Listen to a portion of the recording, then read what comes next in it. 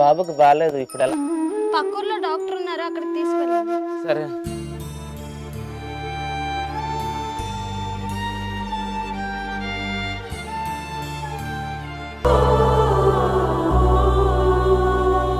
నీ చేతులలో ఊయలలుగే ఆ సంబరమెంకెప్పుడు,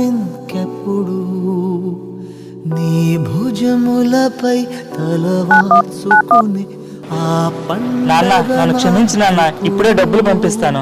క్షణానికో నువ్వు ఒక తండ్రిగా పిల్లల మీద ఎంత ప్రేమ చూపించావో, నేను తండ్రిని అయితేనే తప్ప నాకు తెలియలేదు. నాన్న నువ్వు నా ఐ లవ్ యూ నాన్న.